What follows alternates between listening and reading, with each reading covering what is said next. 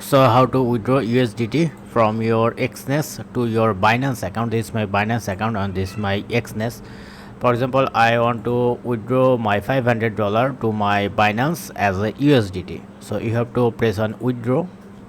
Once you press on withdraw, you have to select Binance Pay, and now select your account from account which you want to withdraw.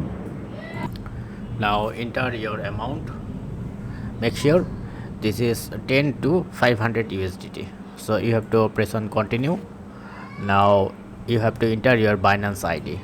So to find your Binance ID, press on this icon and go to dashboard, and here you can see UID. This is the UID 780, my current balance, and copy this Binance ID and press on confirm.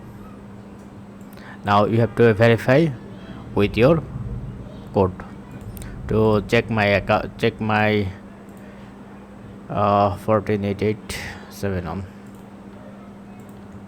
So once done, action confirm.